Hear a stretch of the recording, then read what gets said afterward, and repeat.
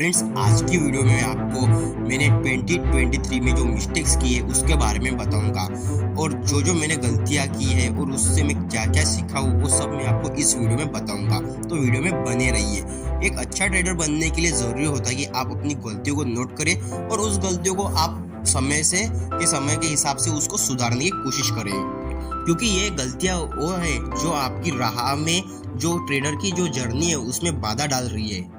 हमें पता है कि मार्केट एक अनप्रेडिक्टेबल जगह है और मार्केट पर हमारा कंट्रोल बिल्कुल ही नहीं है। पर हमारा कंट्रोल किस पे हो सकता है? फिर हमारा कंट्रोल हमारे जो रूल्स है, हमारे जो डिसिप्लिन है, हमारा सिर्फ कंट्रोल उस पे है। हम जो मिस्टेक करते हैं हम उसको कंट्रोल कर सकते हैं और उसको सुधार के एक अच्छा ट्रेडर बन तो सकते ही है। और यही एक डिफरेंस होता है एक डिसिप्लिन ट्रेडर और इनडिसिप्लिन ट्रेडर में। अगर देखा जाए, डिसिप्लिन ट्रेडर अपनी गलतियों को नोट करता है और उससे एक दिन ना एक दिन उसको चेंज करने के बाद अब एक ट्रेडर, अच्छा खासा ट्रेडर बन ही जाता है। पर अगर हम देखेंगे, एक इनडिसिप्लिन ट्रेडर क्या करता है? ओवर ट्रेडिंग करता है, फिर उसके बाद साइकोलॉजी उसको इश्यू होता है, कभी कभी जो प्रॉफिट होते बड़े उसमें वो बैठता नहीं है, तो इससे उसकी जो कंसिस्टेंसी है, जो उसके रूल जिसमें वो खुद ही फॉलो नहीं करता और इसलिए वो ट्रेडर नहीं बन पाता है। अगर हम हमारी गलतियों को नोट करें और उसको लिखें और उसको समय समय से उसको सुधारें, थोड़े थोड़े जो चेंजेस है हमारे जो रूल्स है उसमें करते रहे ना, तो एक दिन ऐसा भी आएगा कि हम भी एक अच्छा ट्रेडर बन जाए। और इसीलिए मैंने भी क्या किया था, मेरे जो जो 2023 में जितने भी मिस्टेक हुए उन सबको मैंने एक्सेल शीट में नोट किया था। और जो भी ट्रेड लिए हैं, जैसे ब्रेकआउट होगा फिर या फिर डेली कैंडल मेरा सेटअप होगा, उसमें मैंने कुछ वही सारी गलतियां की है, राइट।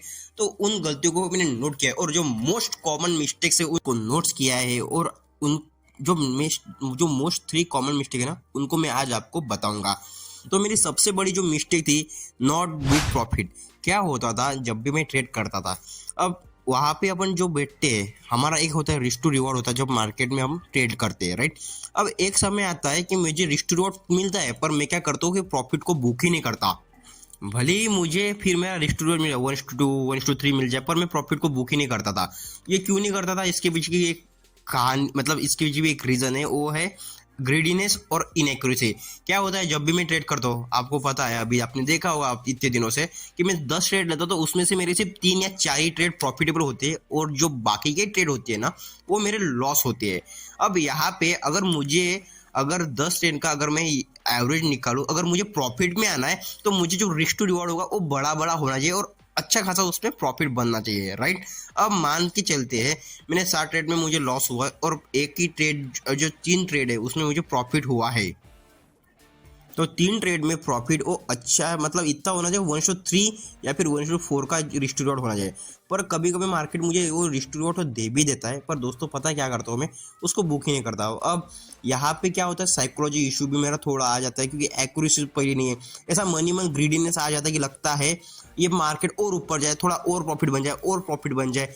और प्रॉफिट के चक्कर में आपको एक तो पता है ना, मार्केट में साइकिल आती है। अगर मार्केट ऊपर जा रहा है तो मार्केट नीचे भी आएगा, अगर मार्केट नीचे जा रहा है तो मार्केट ऊपर भी चलेगा। उसमें करेक्शन और फिर ट्रेंड कंटिन्यूशन, ये दोनों चीजें मार्केट में बराबर आती है। तो इससे में क्या होता है, वो मार्केट टारगेट देता है, फिर बाद में उससे नीचे आ जाता है और मेरी कॉस्ट टू कॉस्ट प्राइस में आ जाता है। कभी कभी क्या होता है, वो कॉस्ट टू कॉस्ट से नीचे चला जाता है और इसमें मेरा लॉस होता है। ये मेरी सबसे बड़ी मिस्टेक है कि मैं प्रॉफिट इसको बुक नहीं कर पाता हूँ। सेकंड मेरी मिस्टेक्स है पोजीशन साइजिंग। अब पोजीशन साइज में मतलब कैसे है, अगर मान लीजिए मेरी डेली की रिस्क है 100 रुपीज़ की रिस्क में मैं जो लॉस ले रहा था, मैंने देखा मेरी एक्सेल शीट को पूरा देखा, उसमें देखा कि मुझे जो लॉस हो रहा है 150 रुपीज़ हो रहा है, 160 रुपीज़ हो रहा है। तो ये इतना ज़्यादा लॉस जो हो रहा है ये क्यों हो रहा है? अगर मेरी रिस्क 100 रुपीज़ है तो लॉस 90 से 110 के बेस हो रहा है तो ये इट इज एक्सेप्टेबल।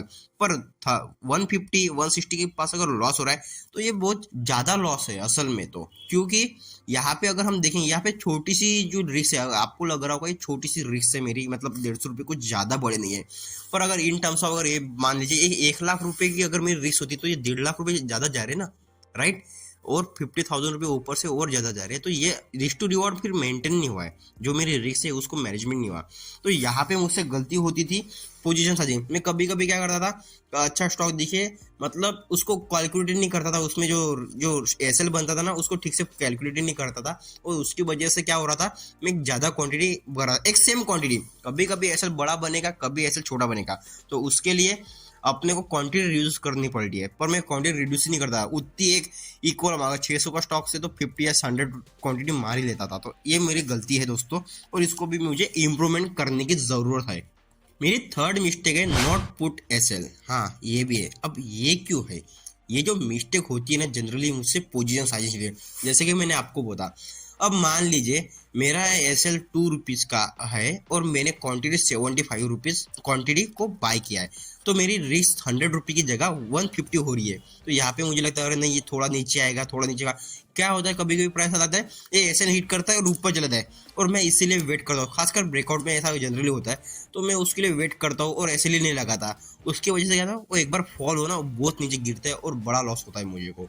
ये भी मुझसे गलती हुई, इस ये एक वजह है कि मुझे बड़ा लॉस होता है, मतलब जो रिस्क है उससे थोड़ा सा ज्यादा लॉस होता है। ये मेरी एक थर्ड मिस्टेक है। अगर मैं बोलूँ और एक अगर मेरी अनदर मिस्टेक के बारे में, वो है दोस्तों लेट एंट्री और साइकोलॉजी इशू। लेट एंट्री तो थोड़ी अभी तो मैंने इंप्रूव की है, खासकर मैं जब 2022 में था ना, तो वहाँ पे लेट एंट्री का इशू बहुत ज़्यादा होता था मुझे, मतलब ब्रेकआउट में सीधे स्टॉक छूट ही जाते थे, एक एक दो दो रुपये ऊपर उसकी बाइंग लेवल आ जाती थी, इतने ऊपर मुझे मिलता था, तो मैं उसमें भी लॉस करता था।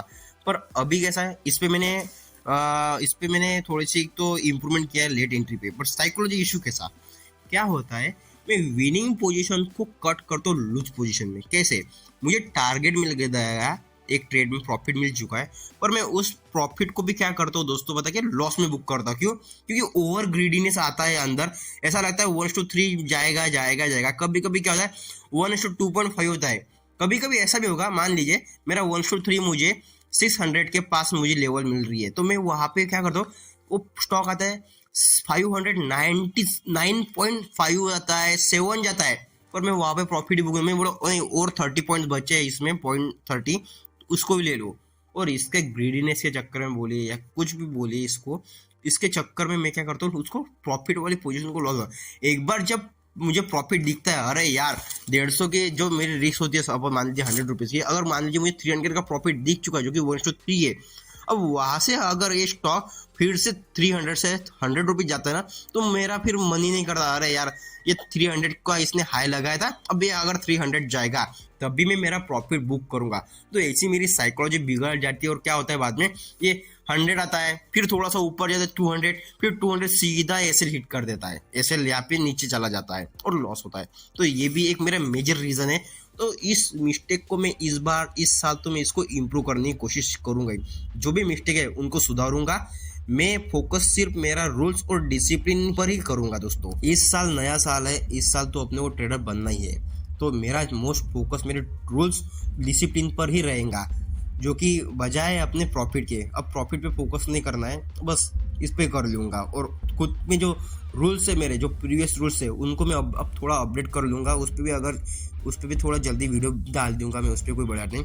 और क्योंकि चेंजेस करने की बहुत ज़रूरत पड़ती है, एक 2 साल में रूल्स में, ट्रेडिंग जर्नल में मेंटेन करने की, चेंजेस करने की ज़रूरत है मुझे। और आप भी अपनी गलतियों को नोट करें और उस पर वर्क करें, क्योंकि पता है अगर आप ट्रेडर बनना चाहते हैं तो आपको फिर इन गलतियों को नोट करना पड़ा और उस पर वर्क करना पड़ा। उसके अलावा आप ट्रेडर नहीं बन सकते। जब तक आप अपनी गलतियों को नहीं सुधारेंगे तब तक आप ट्रेडर नहीं बन पाएंगे दोस्तों। तो आप आशा है आप भी आपका जर्नल मेंटेन करेंगे और अपनी गलतियों को सुधारेंगे।